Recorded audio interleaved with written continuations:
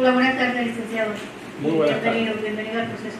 Muchas gracias. Por favor, ¿nos da su nombre completo? Martín Wilson Chein, para servirle al Señor, a la patria y a mi comunidad. Gracias. ¿Su número de cédula? 8-233-732. Gracias. ¿A qué sala aspira? En principio, a la patria no se le impone condiciones. Cuando la patria lo llama, uno simplemente debe decir presente. Mi formación académica me facilita en su momento dado para participar en cualquiera de las dos salas, la contenciosa o la penal. ¿Puede decir su preferencia? Mis referencias personales. Su preferencia a la sala, una sala. Mi preferencia, como le indiqué, a la patria no se le imponen condiciones. Si efectivamente está determinado el poder participar, la contenciosa administrativa sería en función de lo que hemos venido desempeñándonos como magistrados en las partes administrativas. Muchas gracias. Por favor, nos aclara sus estudios, licenciatura, posgrado, maestría, doctorado. En principio, licenciatura, tengo varias maestrías en mi formación, varios posgrados y varios diplomados. Las cantidades específicas están en mi hoja de vida, pero con gusto, si pueden determinarlo, 4 maestrías, 4 posgrados y 6 diplomados. Muchísimas gracias. Paso a la primera pregunta. Con gusto. Describa su historia familiar, profesional y, en su opinión, ¿qué cualidades lo hacen merecedor de ocupar el cargo de magistrado de la Corte Suprema de Justicia? ¿Puede ofrecer elementos que sustenten su opinión? Con gusto. Provengo de una familia numerosa y extensa desde el punto de vista de mis ancestros y de mis progenitores. Somos 7 hermanos.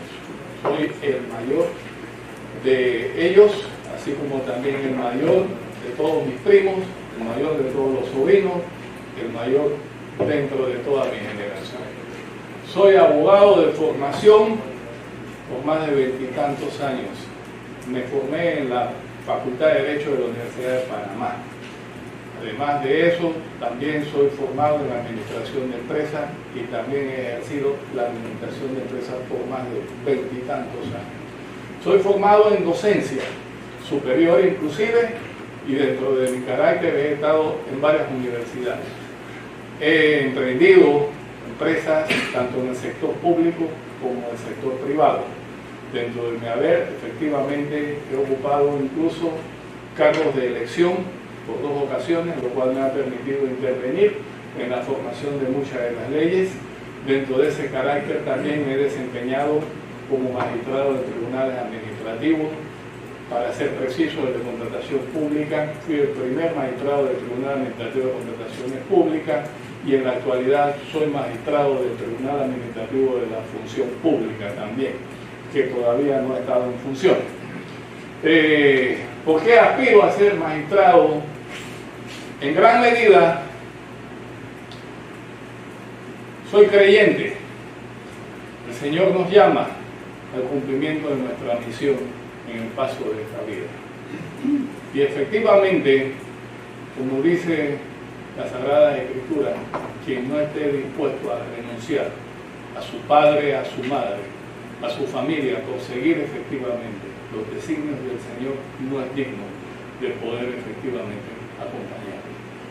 Para ello nos hemos preparado y hemos procurado desprendernos en gran medida de muchas de nuestras actividades administrativas e extracurriculares.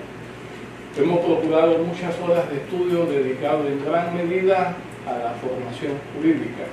Creo en la justicia, creo en la necesidad fundamental de garantizarle a la ciudadanía efectivamente el reconocimiento de sus derechos.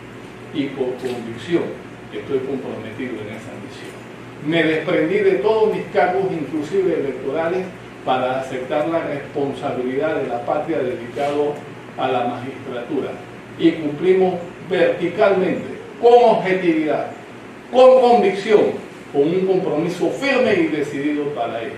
Y luego de culminar efectivamente nuestra misión como magistrado del Tribunal de Contrataciones, nos dedicamos única y exclusivamente a la docencia. en universidades tendientes en gran medida a la formación de las nuevas generaciones.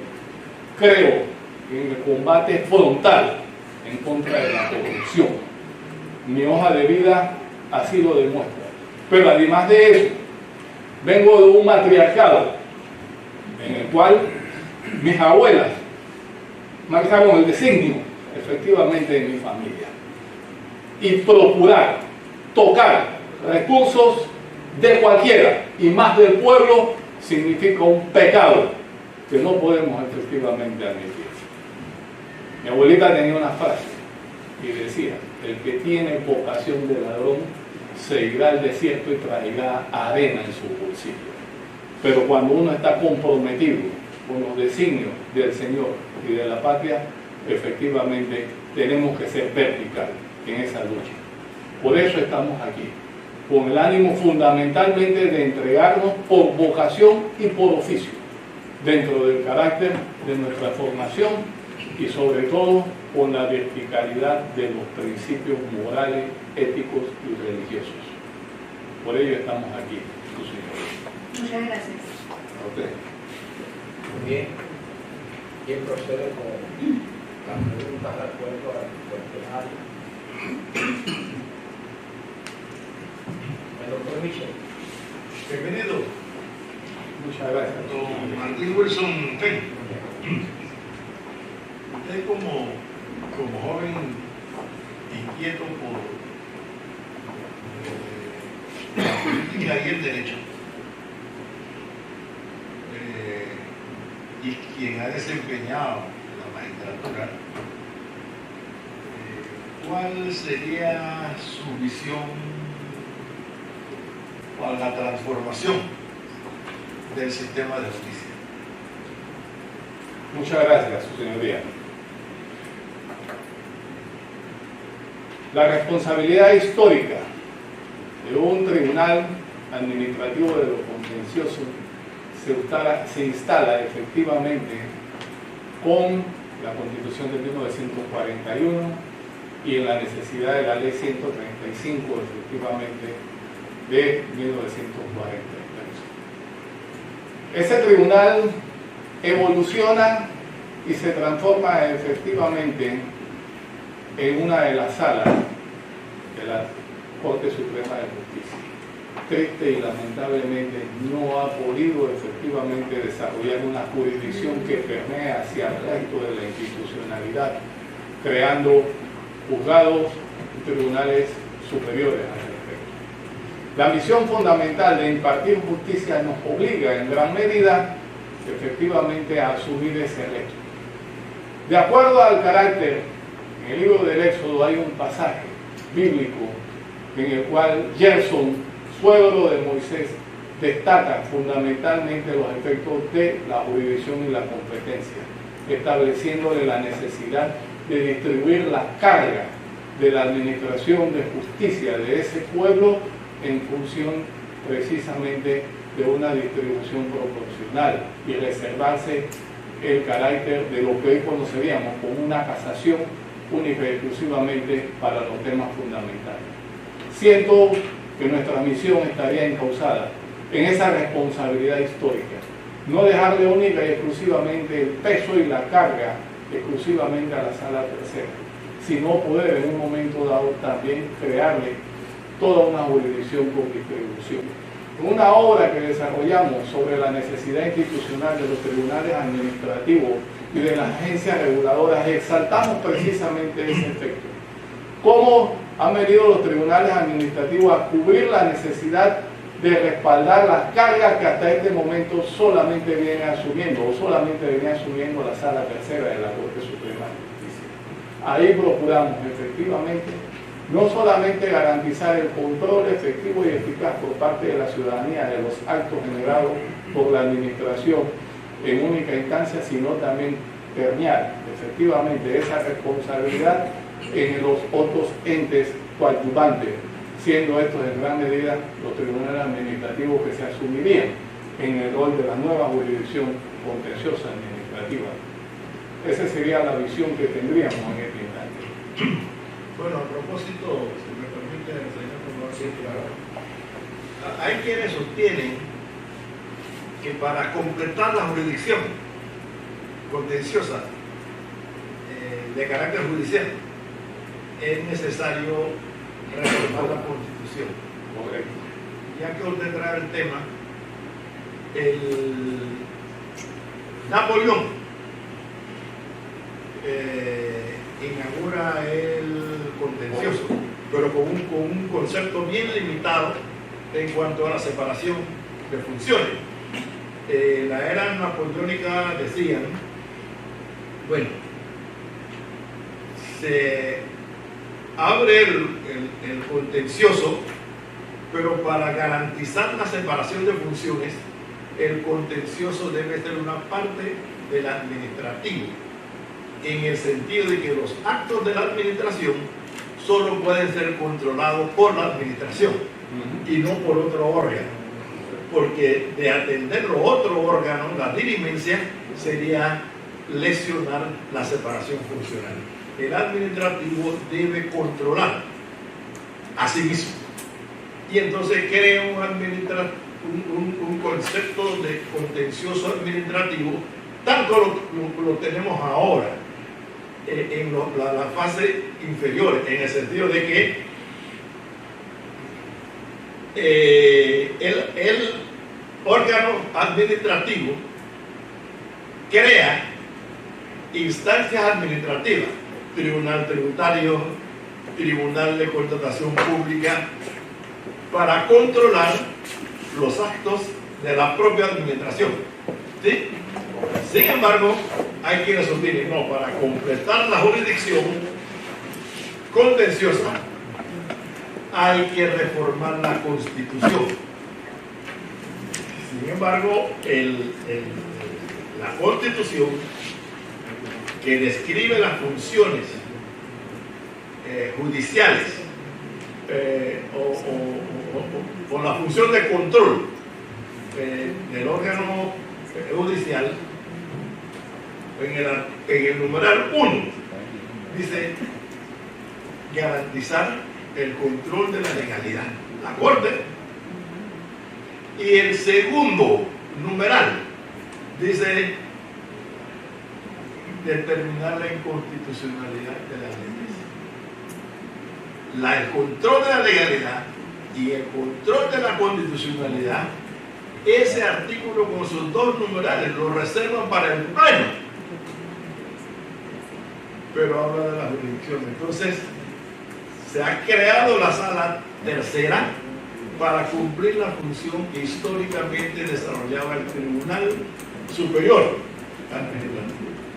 Lo incluyeron sin modificar el numeral primero de la función de control de la legalidad de la Corte Suprema de Justicia, que lo ejercía cuando existía el Tribunal Superior Administrativo. Entonces, pese a que la Constitución dice en el artículo de la formación de las leyes, corresponde a la Asamblea dictar las leyes necesarias para el cumplimiento de los fines y objetivos declarados en esta Constitución, y en especial para lo siguiente: reserva también la iniciativa de los códigos para los dos órganos e invita al órgano judicial a presentar codificación. Tenemos ahora mismo a nivel de derecho administrativo, llamado contencioso en su fase inferior, un contencioso impropio.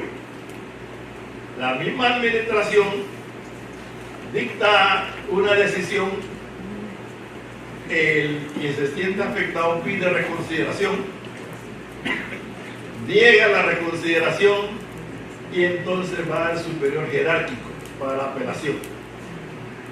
¿Por qué digo que es impropio? Generalmente es la misma institución también, es la misma institución.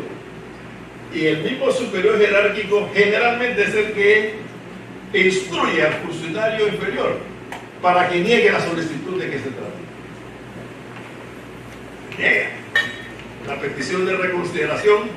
Bueno, Cuando el inferior asciende al despacho superior para notificar que hay, porque ahí no hay independencia, es una sola línea vertical. Hay una reconsideración para el asunto que yo negué, pero yo te dije que negara la solicitud. ¿Qué vas a hacer con la reconsideración? Niégala también. Entonces, niega la reconsideración.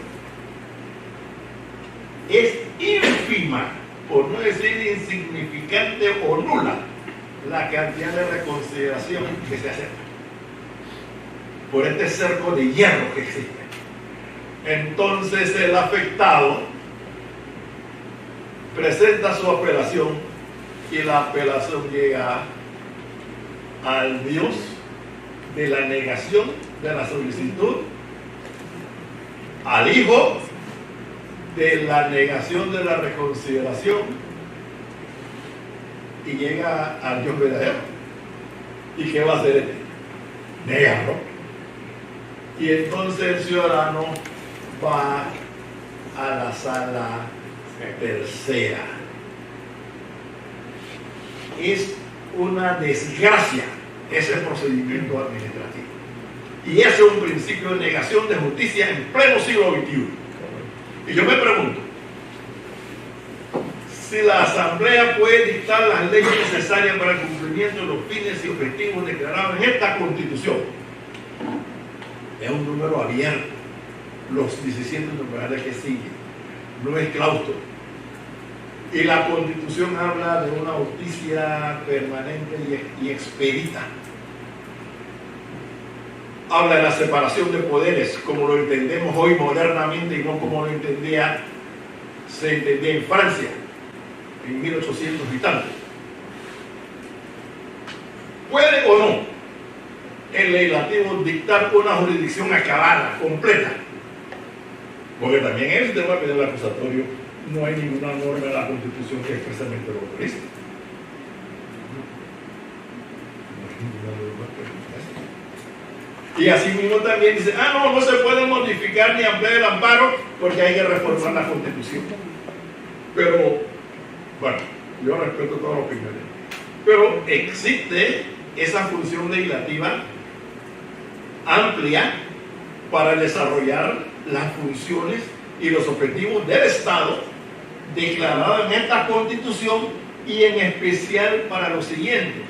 Eso de especial para lo siguiente no significa que la función legislativa nace y muere en esos 17 numerales.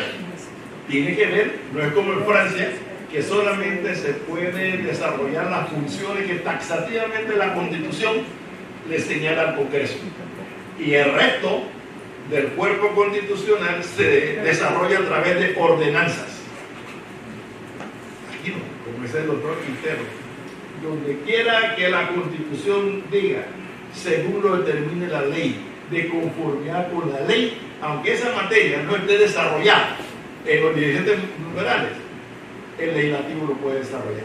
Además, la Constitución tiene conceptos, preceptos, que no remiten a la ley, pero ahí viene el principio genérico, que es una declaración que el legislador puede desarrollar. Bueno, con el perdón del presidente, pero como usted trajo el tema, yo quería preguntarle, bueno, tendremos que esperar una reforma constitucional para desarrollar con la amplitud necesaria el contencioso, o se puede desarrollar una legislación dictada por la Asamblea Nacional. El entusiasmo que demuestro es porque me siento afortunado de escuchar tus sabios conceptos sobre el contencioso, y por eso me animo a formular la inquietud. Muchas gracias. Con esa misma vehemencia. No te preocupes mucho, que estoy en cierto que entre los abogados que están presentes aquí, yo estoy en franca minoría. Pero yo siempre reclamo la oportunidad de expresar mi inquietud, respetando todas las posiciones. Correcto, con gusto. Con esa misma vehemencia, ánimo y apasionamiento que genera efectivamente el tema del derecho. La lucha contra el poder absoluto que generaba la monarquía es la coyuntura histórica que efectivamente, después de la Revolución Francesa, motiva la necesidad de decantar la descomposición de ese poder absoluto. Y sobre esa teoría entonces se elabora el concepto de repartirlo institucionalmente de acuerdo a la funcionalidad en el ejercicio de esas actividades. Y por ende se le decantó efectivamente al judicial seguir impartiendo a la justicia, al legislativo efectivamente desarrollar el contexto de la formación de la ley y al ejecutivo para el cumplimiento de la representatividad de las funciones del Estado y efectivamente los fines, misiones y dentro de ello la expresión de la voluntad institucional del Estado.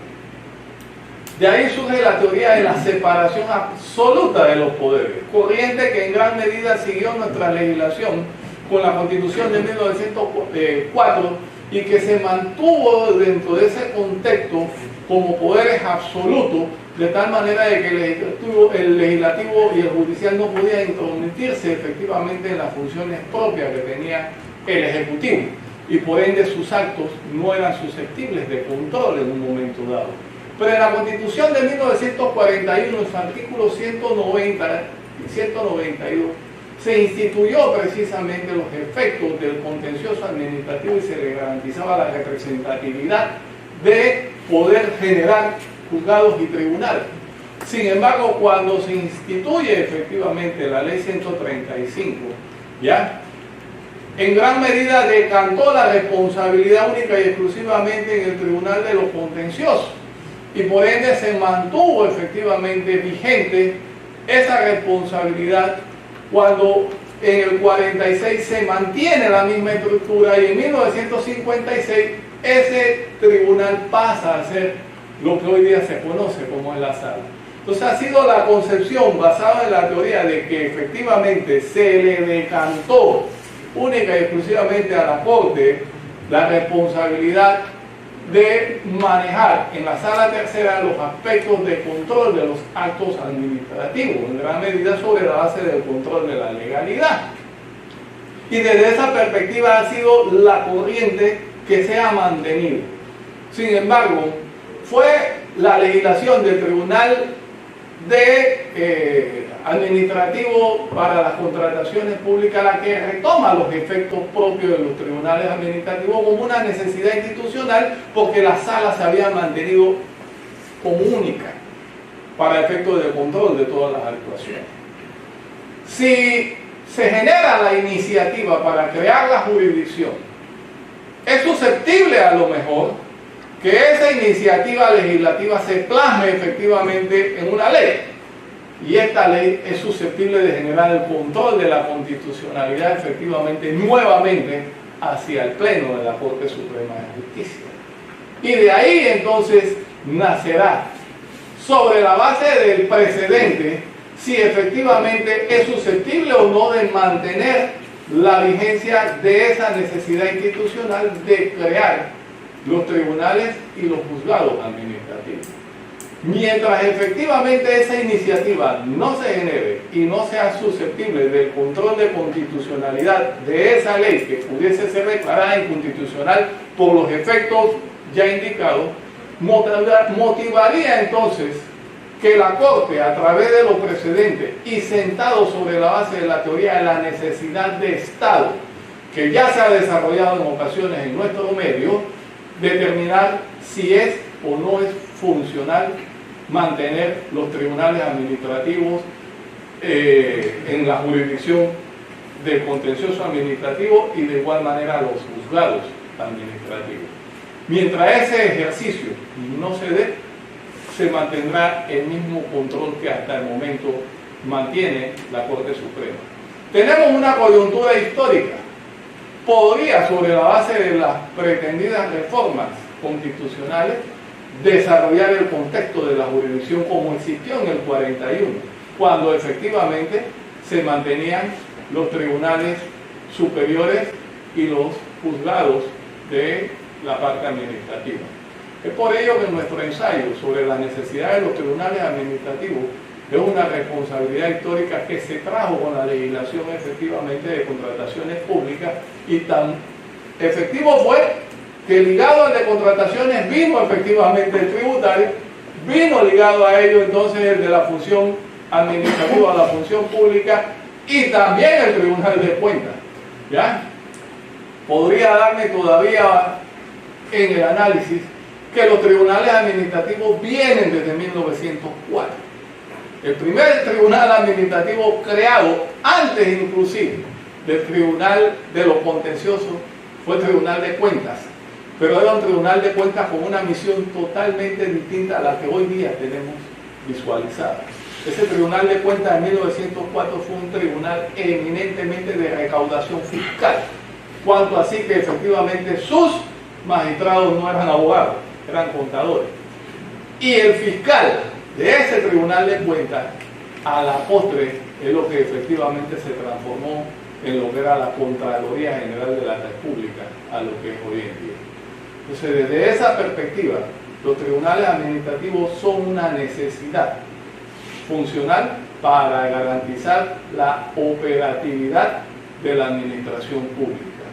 Y de hecho, cuando no se les denominaba tribunales administrativos, la misma necesidad histórica los instituyó como agencias reguladoras. Tanto es así que efectivamente hoy en día la Codeco, la ACET, entre algunas de las instituciones administrativas, ejercen funciones en gran medida jurisdiccionales y no se les denominan tribunales, ¿ya? Y de hecho, la actual institución del Tribunal de Cuentas, como lo conocemos constitucionalmente hoy, provino de una dirección de la Contraloría General de la República, con la DRP. Y es precisamente en la necesidad histórica que esa institución de la DRP pasó a ser hoy día el Tribunal de Cuentas, inclusive escrutado bajo la exégesis y la lupa del control constitucional, porque en la década del 90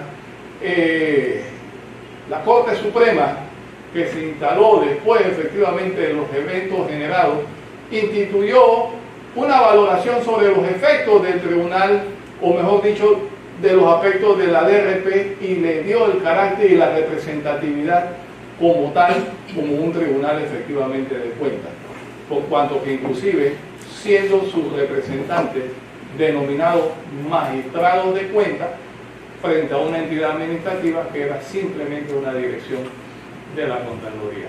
Para responder directamente a su interrogante, diríamos que si la iniciativa se desarrolla, estaría dispuesta a la exégesis analítica del escrutinio, pero es la teoría de la necesidad de Estado la que se va a imponer a la postre.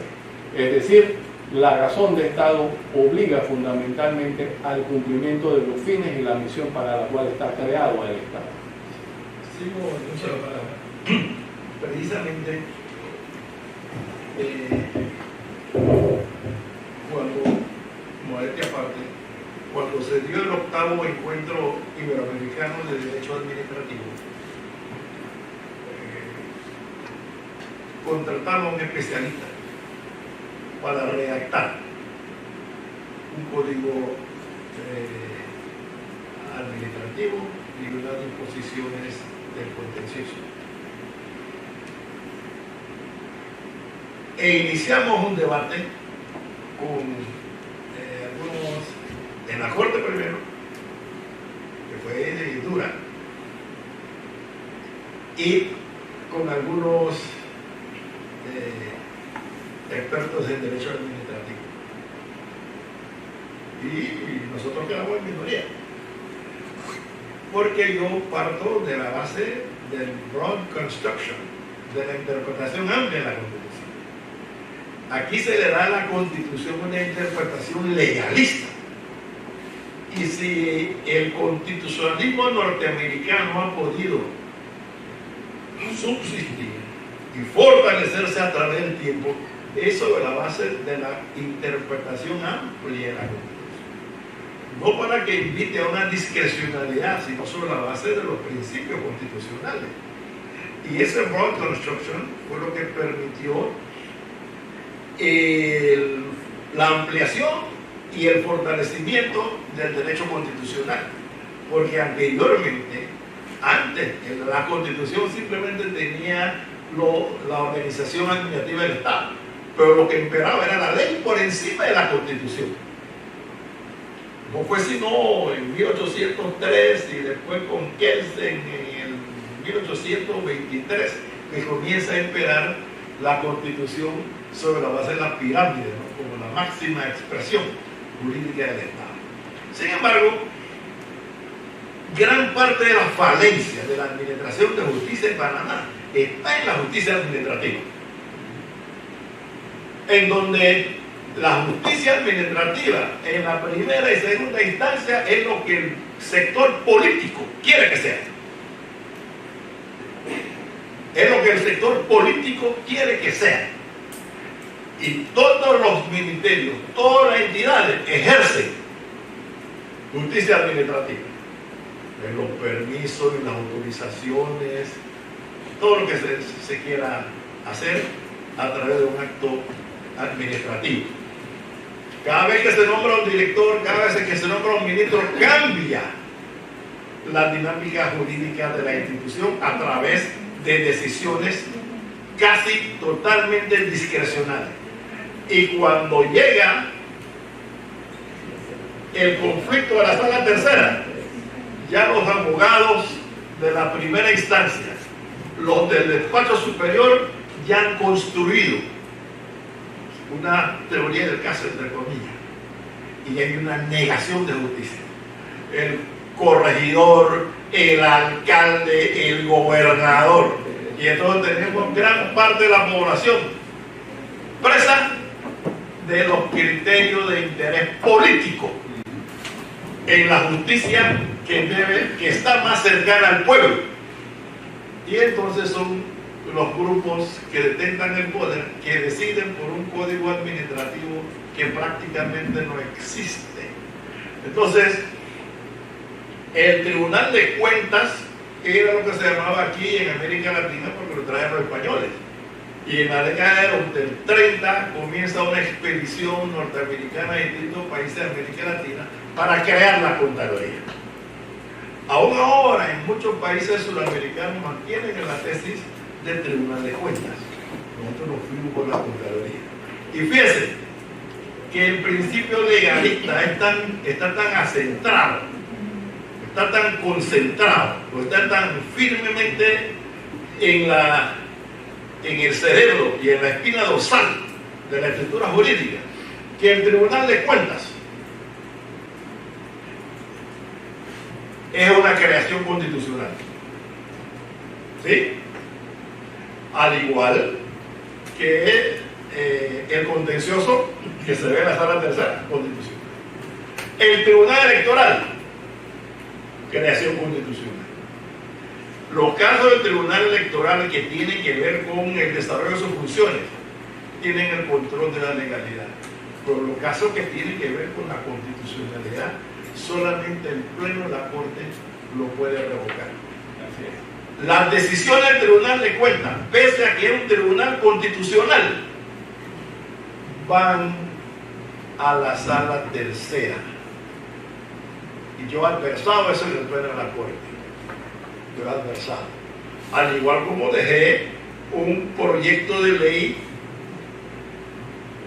de un nuevo contencioso que garantiza la creación de tribunales administrativos de circuito y superior, pero todo bajo la égida del órgano judicial, porque en materia contenciosa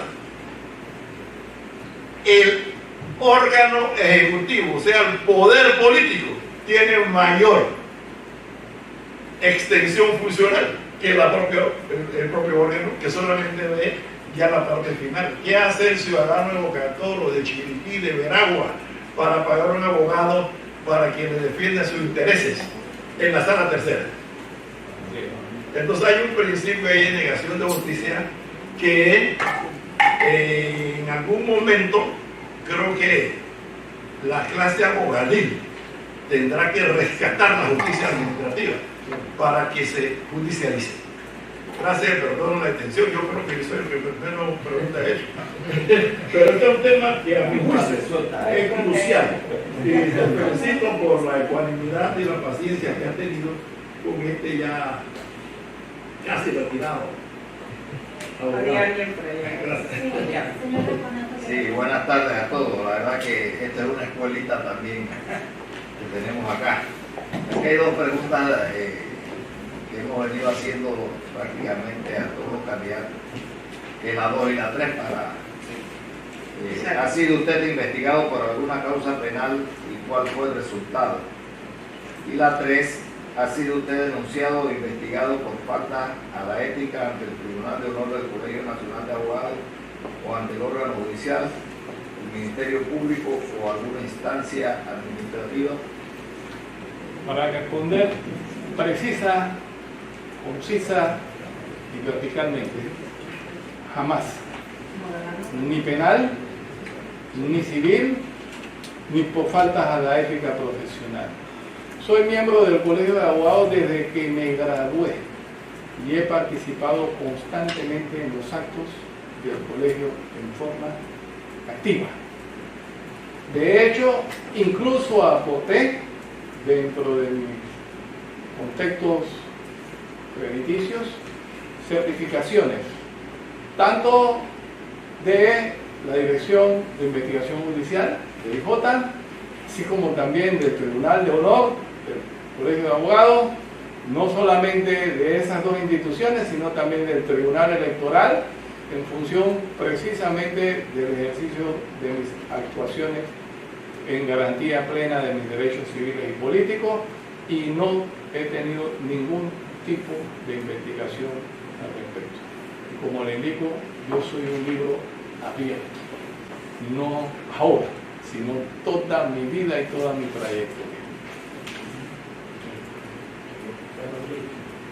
Yo tengo una preocupación después de escucharle, fundamentalmente porque lo percibo como un hombre creyente, marcadamente creyente, y eso me trae alguna preocupación con respecto a la independencia para el juzgamiento, porque no todos los panameños que pueden ir a la justicia son creyentes, y esto podría de alguna forma afectar la independencia en ese sentido. Quería planteárselo para ver cómo usted aborda eso.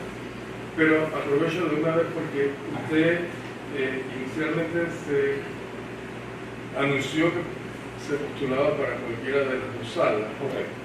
Sin embargo, en todo el desarrollo de su intervención ha demostrado dominio del tema contencioso administrativo y me queda la duda de su comprensión o de su expertise en el tema de la sala penal. Correcto. Sobre todo por que estamos en un nuevo sistema, que es un reto para la administración penal, y quisiera abundar en esos dos aspectos. Correcto. Yo soy ante todo un ser creyente. Lo digo públicamente y con verticalidad. Pero también no solamente religiosamente. Cuando he ejercido mis cargos públicos, el primer deber es jurar ante Dios y la patria cumplir fielmente con las disposiciones constitucionales y legales. El preámbulo de la Constitución política, que es precisamente el eje rector de toda nuestra institucionalidad, reconoce el reconocimiento de una deidad divina en función del deber sagrado de cumplir con los fines del Estado. Mi independencia de criterio sobre la base de mi formación profesional está sustentada precisamente en la convicción y el reconocimiento de ese deber sagrado desde el punto de vista de cumplir la Constitución y la ley. desde muy joven tuve la oportunidad de llegar a cumplir ejercicios de elección pública. A la edad de 21 años yo participé efectivamente en la Asamblea Nacional, en la trayectoria inclusive de modificaciones del Código Judicial en ese instante, así como también otras instituciones dentro del cual la Caja de Seguro Social, la ley de la PTJ inicialmente. Coyunturalmente volví nuevamente y participé y llegué a ser diputado suplente en otro periodo, después de 10 años. Y me tocó la responsabilidad histórica conjuntamente con varios de los compañeros que hoy incluso aspiran a los mismos cargos, ¿ya?, de participar en el proceso de discusión, modificación y elaboración de un nuevo Código Penal, la Ley 14 de 2007, ¿ya?, dentro del cual se estructuró la finalidad de tener en un solo cuerpo normativo todos los tipos penales. Triste y lamentablemente, después de ese esfuerzo, un año subsiguiente se modificó el Código Penal, otro año subsiguiente se modificó nuevamente y así ha ido transformándose. Pero la visión inicial que se tenía de un solo cuerpo normativo era darle fisonomía de integrabilidad en las graduaciones efectivas de las penas, sobre todo, para evitar precisamente las distorsiones de que al momento de legislar figuritas aisladas pudiesen distorsionar el contexto de esa integralidad en la graduación de la pena, ¿ya? No solamente tuve la oportunidad histórica, yo tengo maestría en estudios y posgrado tanto en el Código Penal, en la legislación penal como en la procesal penal. Participé dentro del órgano judicial y me sometí al sistema de operadores de justicia y apliqué el curso habilitante dentro del proceso penal acusatorio. Sin embargo, como le he indicado, yo, por efecto de responsabilidades institucionales e históricas, me incliné en el Tribunal Administrativo por razones de cumplimiento de esa misión y por ende efectivamente nos hemos desarrollado en ese campo. Incluso si usted analiza el contexto de mi acreditación como idóneo para el cargo de magistrado de la Corte Suprema de Justicia ante el Ministerio de Gobierno, las acreditaciones que aporto son de juzgados penales, en donde me desempeñé por mucho tiempo en ese ejercicio profesional. ¿Ya terminó? ¿Sí? Okay. Yo soy del Colegio de Abogados. Me preguntaba muy puntual cuál es su visión sobre el régimen disciplinario para magistrados de la Corte Suprema de Justicia.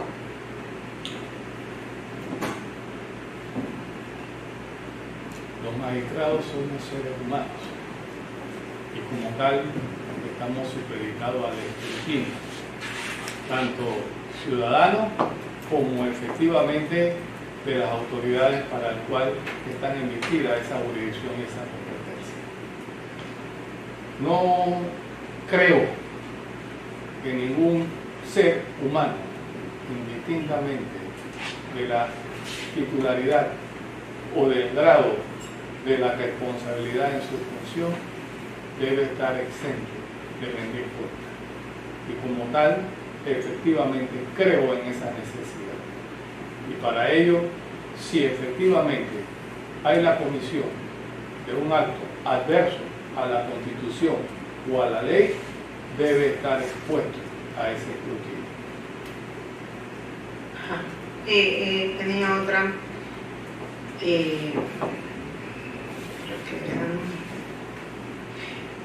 Usted, vi en su currículum que lo revisé, usted es magistrado suplente del Tribunal Administrativo.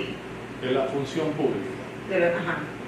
Sí, el Tribunal Administrativo de Administración Pública. Sí, ¿verdad? Correcto. Ajá. ¿Se considera usted tener el carácter para tomar decisiones referente a y si llega a ser escogido como magistrado?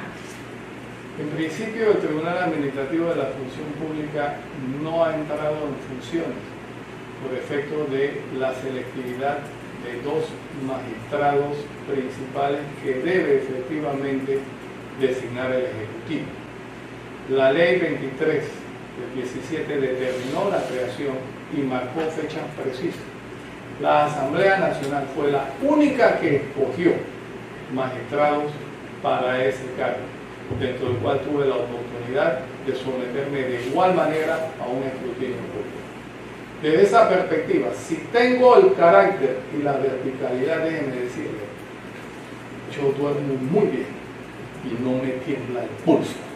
Cuando tengo que tomar una decisión, la he tomado con verticalidad en función de mi creencia, de mi convicción, en el fiel cumplimiento de esos principios constitucionales y legales. Si efectivamente ya he estado sometido en el ejercicio de funciones públicas, no me da ningún problema. Tengo un carácter rígido. Quienes efectivamente me conocen en el ejercicio de mis funciones saben el grado de mi responsabilidad. Efectivamente soy ecuánime e imparcial. Creo, por convicción, fielmente en la necesidad de la justicia. Y por ello es que precisamente nos hemos atrevido a ocupar cargos en esa dirección. ¿Ya? Anteriormente en el Tribunal Administrativo de Contrataciones Públicas, luego en el Tribunal Administrativo de la Función Pública, que si bien no está todavía en funciones, sí hemos participado desde el punto de vista administrativo en la regencia de su institucionalidad para efectos de garantizarle precisamente el desarrollo. Crear una institución administrativa tiene un proceso complejo. Cuando le indiqué hace un instante que he tenido la oportunidad y la dicha, tanto en el sector privado como en el sector público, he tenido la oportunidad de crear instituciones en el Estado. Yo fui el último director delegado de la extinta autoridad de la región interoceánica y me tocó generar su transición hacia una creación de una unidad administrativa de bienes revertidos adscrita al MED. Su servidor tuvo la oportunidad de precisamente desarrollar eso. Luego, desde el punto de vista como legislador, nos tocó efectivamente desarrollar sin ningún tipo de aspiración ni ambaje, porque no tenía ni idea precisamente. Estábamos en la asamblea y logramos participar en esa legislación.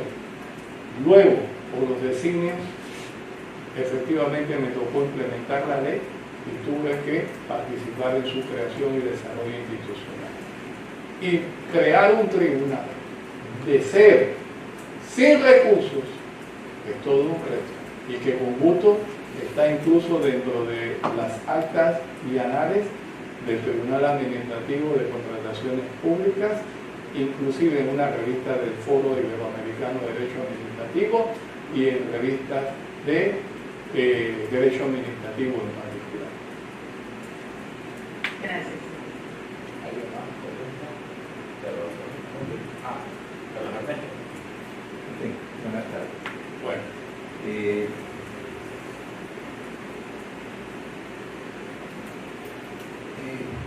¿cómo incorporaría el control de la convencionalidad en su rol de magistrado de la Corte?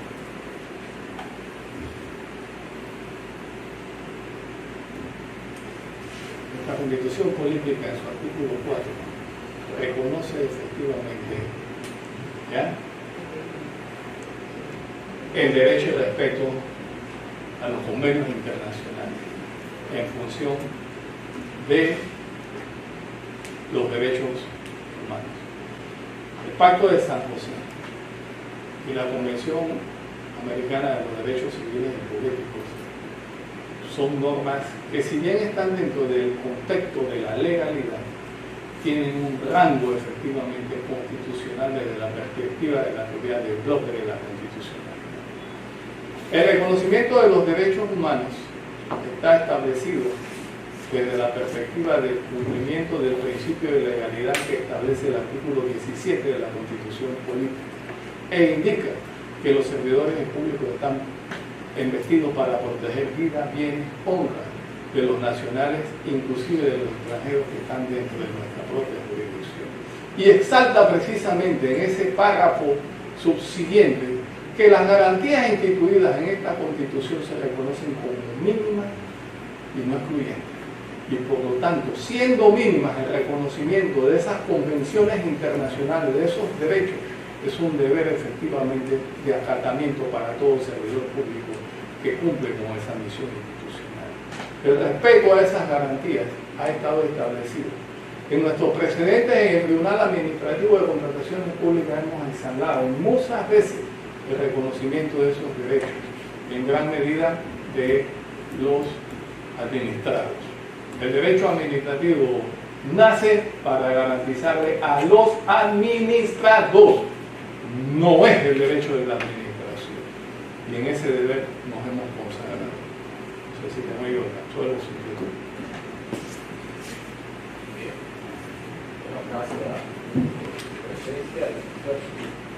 Muchas gracias, sus señorías.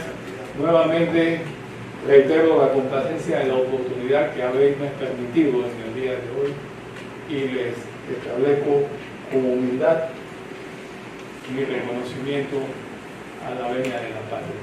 Estamos para servirle en el momento que la patria nos llama y nos exige. Muchas gracias y bendiciones.